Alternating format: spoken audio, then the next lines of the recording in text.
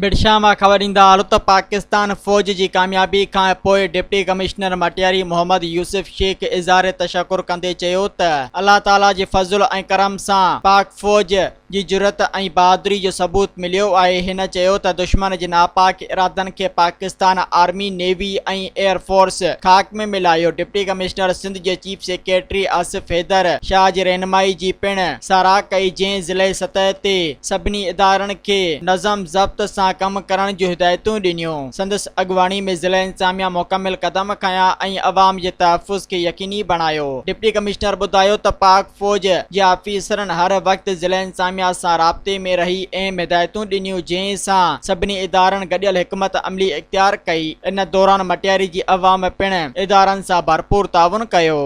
Subscribe कयो अवामी news HD खे ऐं ताज़ा तरीन ख़बरुनि लाइ ॾिसंदा रहो अवामी न्यूज़ HD।